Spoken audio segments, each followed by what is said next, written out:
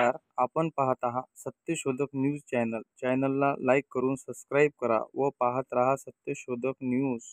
शासकीय हमीभाव रब्बी हंगामातील शेतकऱ्यांचे ज्वारी खरेदीच्या पैशाचे चुकारे शासनाकडून रडखडले. तांत्रिक कारणामुळे शासकीय हमीभाव खरेदीचे संकेतस्थळ बंद पडल्यामुळे शेतकरी चिंताग्रस्त.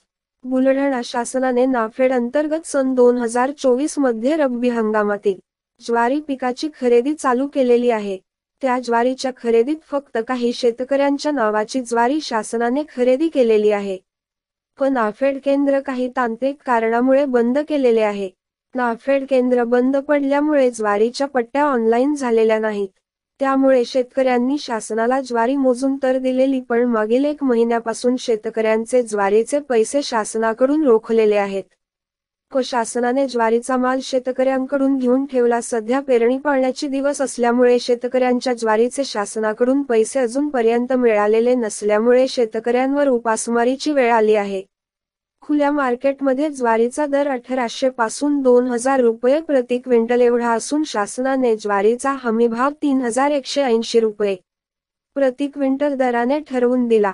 त्यामुळे खुल्या मार्केटमध्ये जर शेतकऱ्याने ज्वारी दिली तर शेतकऱ्याला 1000 ते 1100 रुपयांचा फटका बसतो.